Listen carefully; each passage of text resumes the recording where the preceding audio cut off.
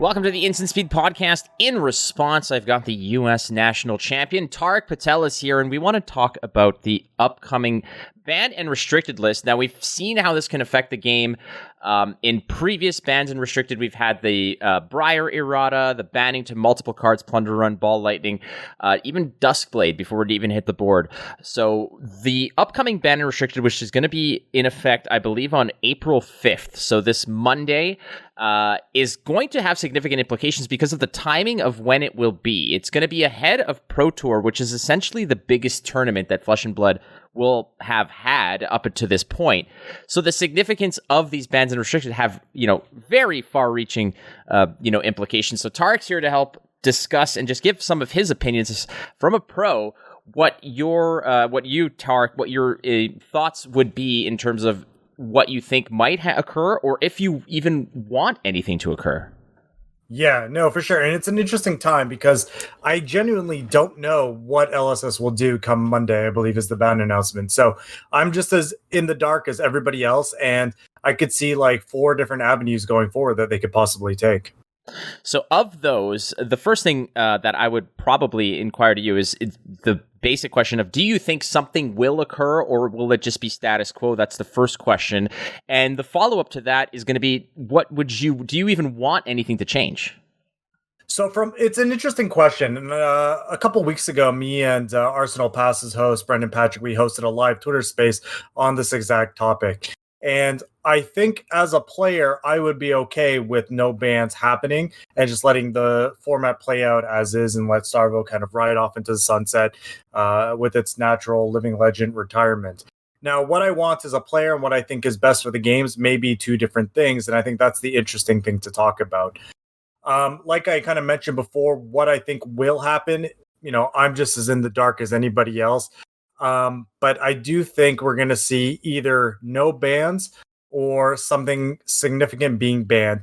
And obviously the no bans isn't interesting to talk about. So I want to kind of delve into the different iterations of bans I could potentially see coming Monday. All right. So of that, you mentioned that there's, everybody's been tossing around ideas. There's been some fascinating ones. There's been some outlandish doofus-like suggestions that have been made my way. But of those that you've heard or you've surmised in your own mind that would make sense, what would be some of the options that you would see being effective bans or restrictions? Right. So let me start by saying what I don't want to have happen first, because I think that is the worst possible scenario for everything to happen. I think, should there be no bans, people will gripe about a stale format, but they'll get over it. What I think the worst case scenario would be is if they just ban Starvo, or they make some change where Starvo's not really playable, like make Oaken Old an Oldham specialization or something to that effect, where it'll be around, but it's not really a consideration for the tournament. I think if they only address Starvo, what we'll end up seeing is a very Viserai Runeblade dominated format, and we're going to be right back in the same situation in 2 to 3 weeks going into France, and it's going to leave a really sour taste in everybody's mouth, and it's going to force LSS to act again if they only kind of deal with Starvo at this time. So just to summarize, what I do not want to have happen is them just early retiring Starvo. I want to interject here because I totally agree with you on that point. I really dislike the fact that there's a lot of outcry about wanting to retire certain heroes early that are just at the cusp of reaching Living Legend, to the point where it's like, this is a system that's in place to exactly address what's going on here. Obviously, the power level in the hero it's astronomical. It's head and shoulders above so many. But ultimately, in my mind, I'm thinking of you got to let these things just breathe, and you got to let them get to where they are. Otherwise, Living Legend is just a formality, because typically people are clamoring for these things to get neutered well ahead of them actually getting to that point. Right. And I completely agree. And like I said, as a player, I'm more than happy just letting things go to their natural conclusion. But I'm trying to see things from all points of view.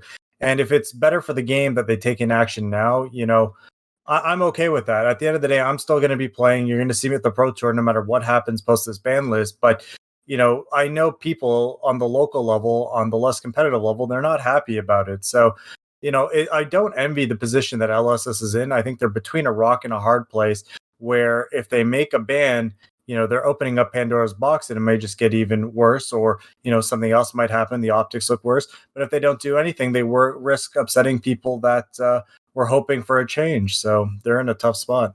Oh, they're definitely in a tough spot because it's a situation where if you do bat it and Viserai's way back on top, it's another Runeblade oriented meta. And not that the hero is the same, but more or less the flavor is very similar. It's going to give you that sort of, everyone likes cherries, but not many people like cherry flavored medicine, and that's kind of where it's going to get to. Now, ultimately, you do have some ideas in your mind as to what could potentially occur that could shake things up on a more balanced level, other than just outright banning Starvo itself. So, what would you say? What would you suggest could possibly be on the horizon? Right. So, if I had the keys to the castle, what I would do is I would early retire Starvo for the Pro Tour, let it play out to its conclusion in the Pro Quest season or whatever. I would ban Scalata, and then I would ban Crown of Seeds. Now, I think most people are okay with the first two things I said, some sort of nerf / ban to Starvo, and then some sort of nerf / ban to Viserai. But I think once that happens, I think Crown of Seeds has been a secret offender since its release date. The fact that it's an ability, I know Nick Butcher secretly calls it, it's a free cycle and an energy pot on demand. It just has so much utility, and it's defensive, and it just makes like all your resources work in really awkward situations. It's just, I think it's the secret most powerful card in the game right now that not enough people are talking about. Like, people obviously know it's a good card, but I don't think they realize how good it is. So for me, a healthy metagame would look like, early retired Starvo, ban Scalata, and then looking 2 steps ahead, banning Crown of Seeds as well. And I think that would make for a really fresh, new, interesting Pro Tour event going into it.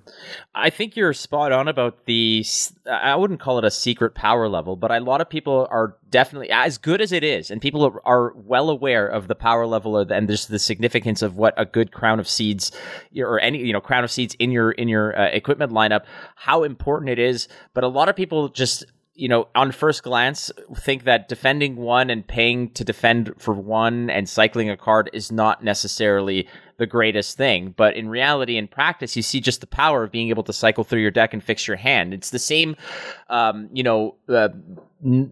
you're just above that beginner stage, you understand the value of perhaps not attacking your opponent on turn 0 because of the filtration that they might have on their hand to have a better first turn for them. And I think it's similar to that, is that when players are finally realizing that it goes way beyond just preventing 1 damage, that's when it becomes important. I don't know how many matches I've played, or how many turns I've played rather, with Starvo, where I've done the cycle on my opponent's turn, which has got me the element that I need to have a very strong turn to fuse and do that. But Skeleta in general, I think that argument is picking up a lot of steam as well. Can you just elaborate a little bit more about why you feel that Skeleta could potentially get clipped? Yeah, so before even this format, we saw Hayden Dale of Arsenal Pass win the Australian Nationals with a version of Viserai that functionally one turn killed, or OTK'd. What it would do is build up a ton of rune chants, and then be able to go off with a combination of Scalata, which had a cost reduction, and then Arcanics Sonata, or Sonata Arcanics, which would functionally draw you a large number of attack actions from your deck, and then you would be able to kill your opponent on 1 turn. That entire play pattern is just very non-interactive, not very fun from either side, and it's very oppressive because it's very hard to stop a Viserai player from doing that, because, like, unless you're dealing with on-hit effects after on-hit effects like Starvo can do, there's really no other way to interact with it. And to me, I think that Sonata is a very interesting card. By itself, it's not very powerful. Like, it misses some percent of the time. I apologize for my dog's in the background, but she is emphatically agreeing with me. I agree as well. Bailey. But yeah, it is Bailey. But Sonata Arcanics by itself is not an oppressive card. Like, we've seen a number of Briar games in the past just completely turn a good turn into a bad turn by missing.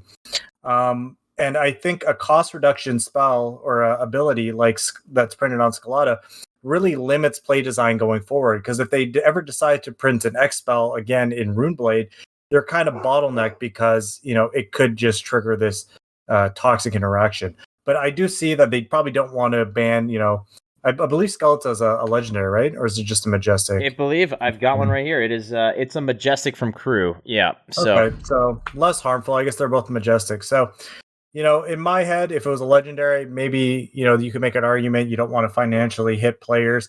But if they're both majestics, I'd say Axcalata, just to leave your play design, more room in the future.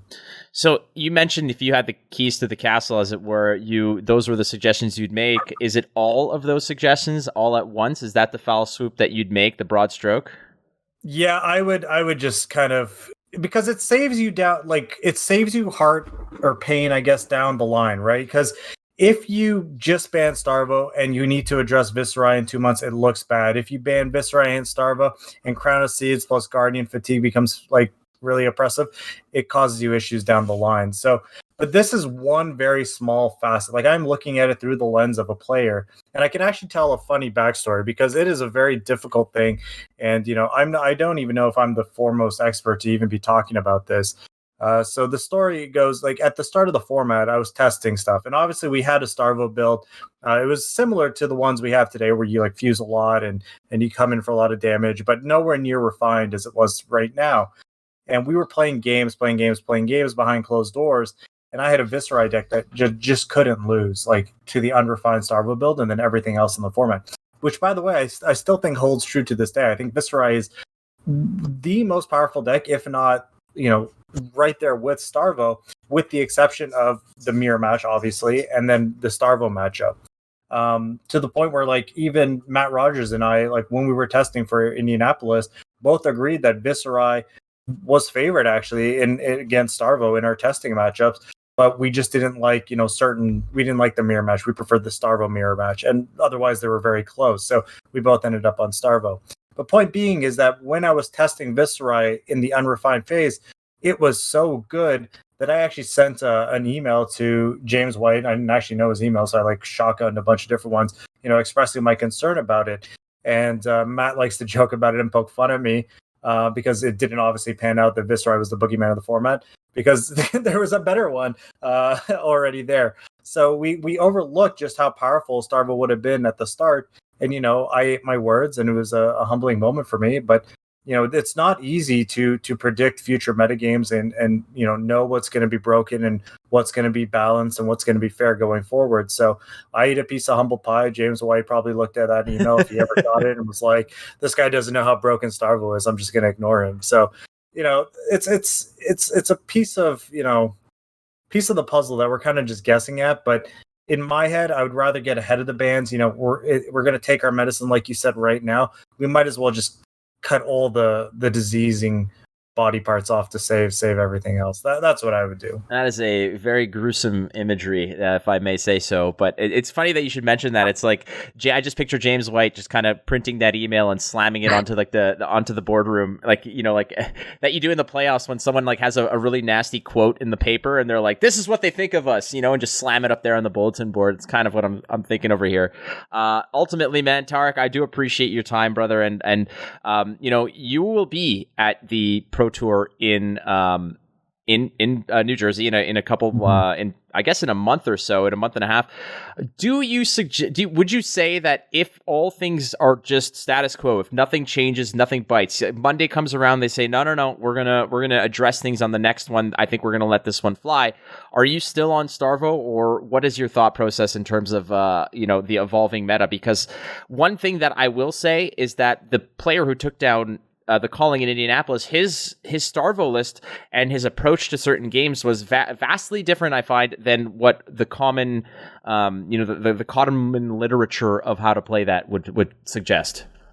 Yeah, and I think that's what's so interesting is that even though people think this is a solved format, there is still much room for iteration and optimization between various matchups. Like, even going into the event, we changed several cards. You might have seen a yellow Lightning Surge in Matt Rogers' list that he top 8'd with, and that wasn't in our list until the night before the event.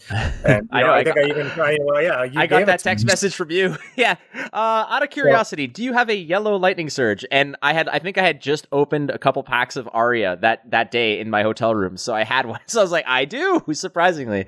Yeah. So the point of it is, like, It's not the worst format to be playing in. There's 4 very viable decks right now with a sprinkle of like other, rogue decks that are kind of making its way. We have a Dory player locally that just like is on a relentless tear, top eighting ProQuest after ProQuest, beating Starvos and Viserais alike. So, there's a healthy 4 decks, and I don't even agree with everything Michael Hamilton did. But I think that's what's fun about this format is that this format I don't even think is solved. It's solved in the sense that, maybe there is the 4 best decks, but how to approach every matchup and whether XYC dynamics are even correct, I think there's still a lot of room and iteration. And if you were to ask me on Monday if I would be locking in Starvo for the ProQuest, I would tell you I don't know.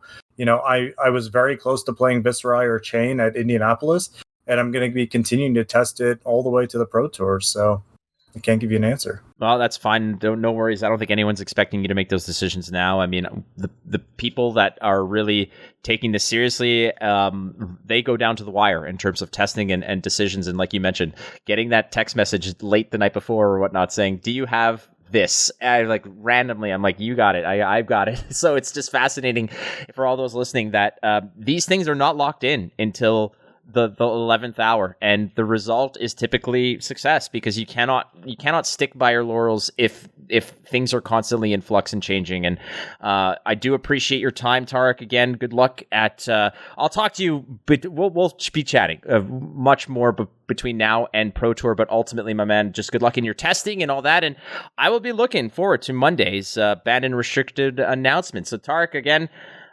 anything else you want to add before we sort of sign off in terms of the banned and restricted list on Monday?